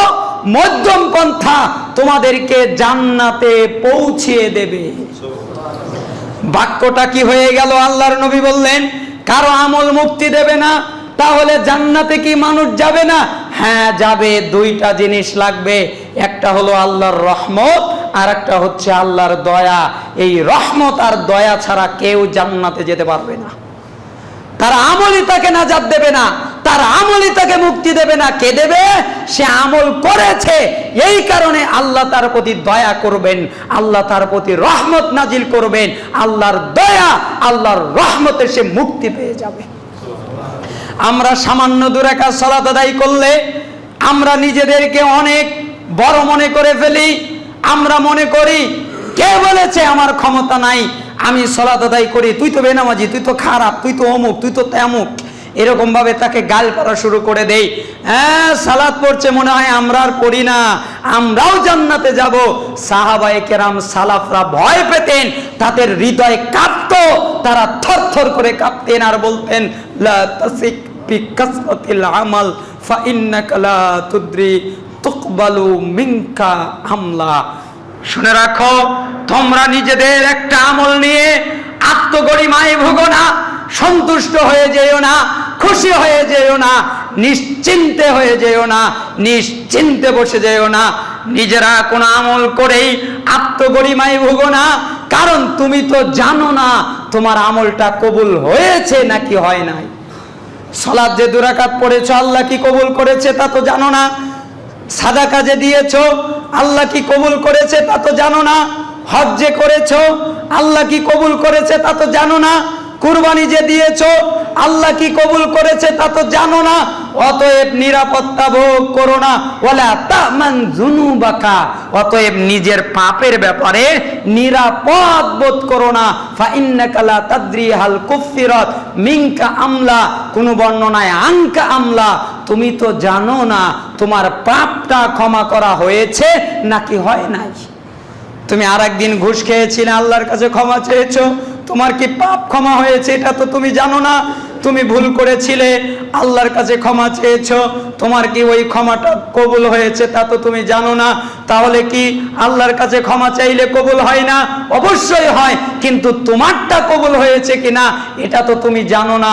অতএব নিরাপত্তা লাভ করো না, ভোগ করো না, একদম নিশ্চিন্ত হয়ে যেও না। অন্তরের ভিতরে ভয় রেখে দিও, আমি যে ইবাদত করলাম কবুল হলো কিনা, আমি যে পাপ করে তওবা করলাম কবুল হলো কিনা।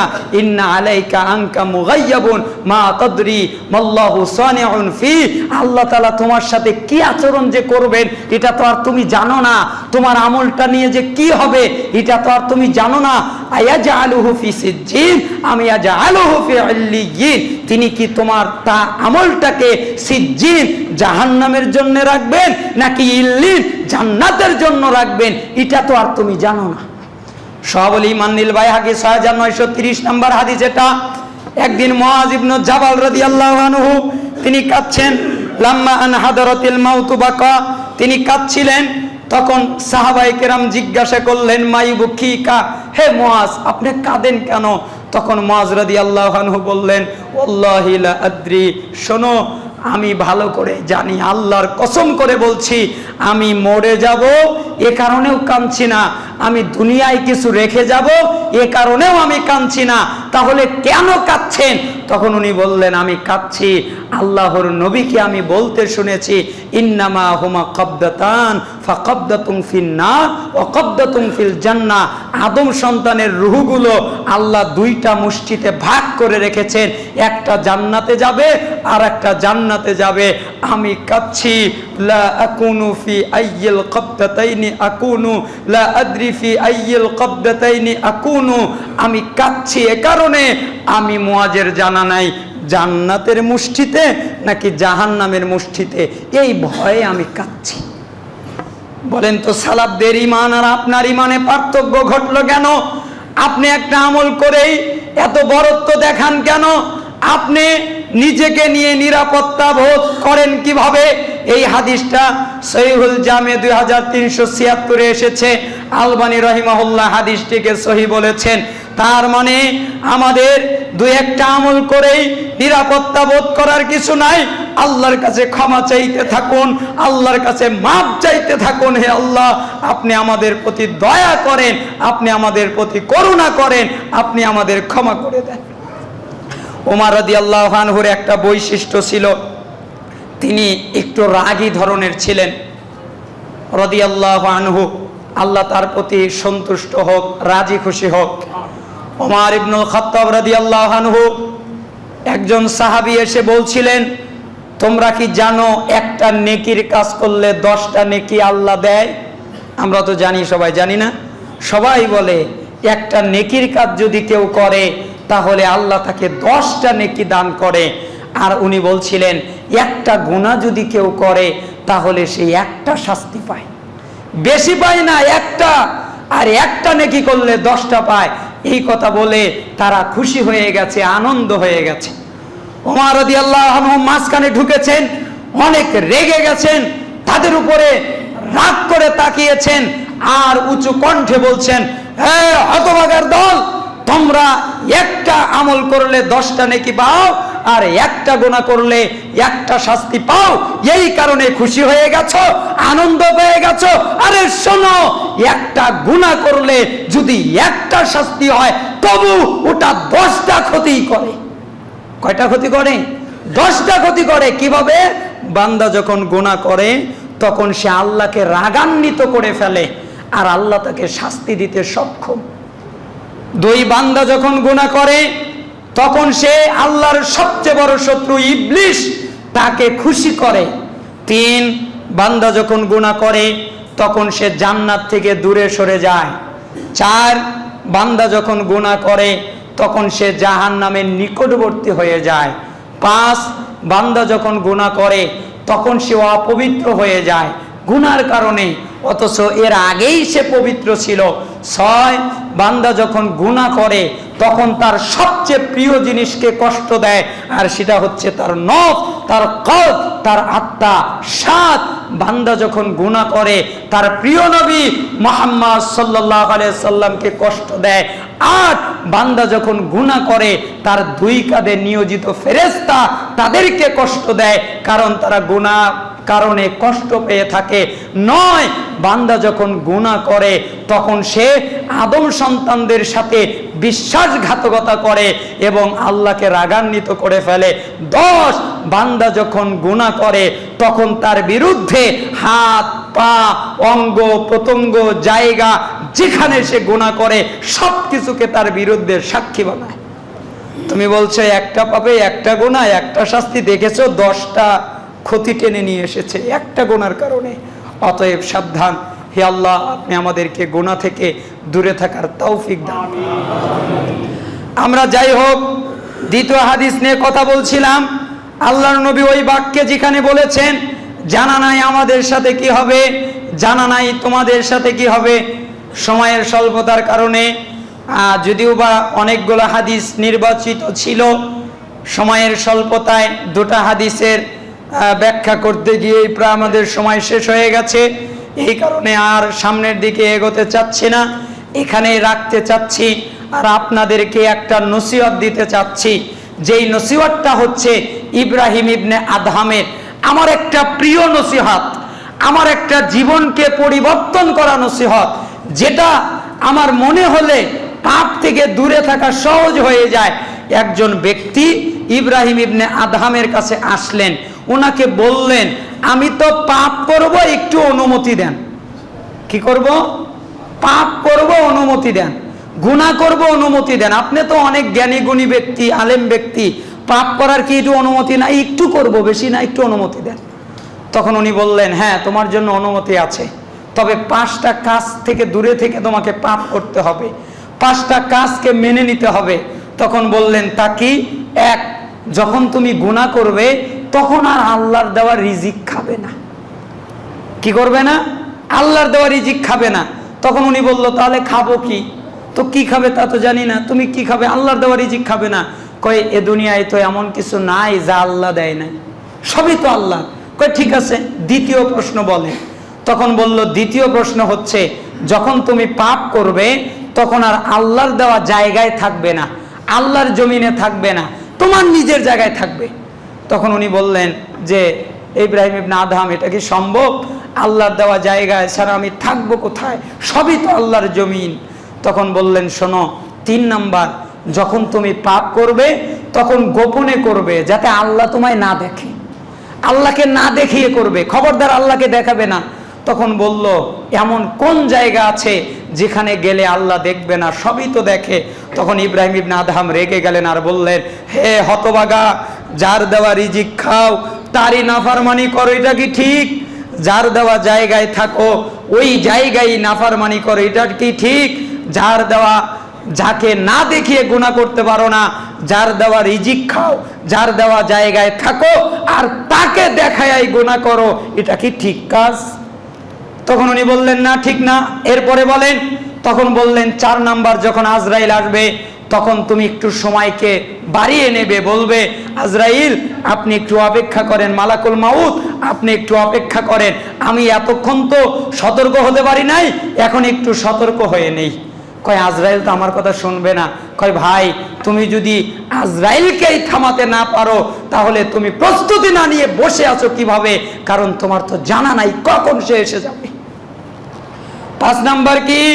যখন তুমি ফেরেশতা মালাক টেনে জাহান্নামের দিকে নিয়ে যাবে তখন আর জাহান্নামের দিকে যাবে না, ব্যাক করে জান্নাতে চলে যাবে। তাকে বলবে, আমি জাহান্নামে যাব কেন? জাহান্নাম তো আমার জন্য না, আমি জান্নাতে যাব, নিজের শক্তি দিয়ে জান্নাতে চলে যেও। তখন বলে, আমার ক্ষমতা থাকবে না, আমি আর পারবো না। তখন ইব্রাহিম ইবনে আদহাম বললেন, এই 5টা কাজ যদি পারো তাহলে পাপ করো, অনুমতি দিলাম, আর যদি না পারো তাহলে পাপ করো না। তখন ওই লোকটার 2 চোখ দিয়ে টস টস করে পানি পড়ছিল আর বলছিল, আমি জানি ইব্রাহিম ইবনে আদহাম, তুমি আমাকে যেই বাক্য বলেছো তাতে আমার বোঝা হয়ে গেছে পাপ করার অনুমতি আমার জন্য নাই, আমি আর পাপ করতে পারি না, আমার তো পাপ করার জায়গায় নাই, আমার তো পাপ করার গোপন কামরা নাই, আমার তো পাপ করার মাধ্যমই পাই না, কোথায় করব, কোন জায়গায় করব? এই জন্য আজ থেকে কথা দিলাম আমি আর পাপ করব না। সালাফরা বলতেন, মরার আগ পর্যন্ত তাকে আর পাপে জড়িত দেখা যায় নাই। এটা হচ্ছে সালাফদের ঈমান, এটা হচ্ছে সালাফদের বুঝ। অতএব আল্লাহ সুবহানাহু ওয়া তাআলা আমাদেরকে তাদের পথে চলার তৌফিক দান করুন। আমি অনেক কথাবার্তা বলেছি, আমার কথাবার্তায় যদি ব্যথা পেয়ে থাকেন ক্ষমা সুন্দর দৃষ্টিতে দেখবেন। যদিও বা আমি জুমার খুতবা পরিপূর্ণ করতে পারলাম না, সূচনাই শেষ হয়ে গেল, এই জন্য ক্ষমা প্রার্থনা করছি। আল্লাহ তাআলা যেন পরবর্তী অংশ আপনাদের জাতির সামনে রাখার তৌফিক দান করেন, যে কোনোভাবে যে কোনো জায়গায়।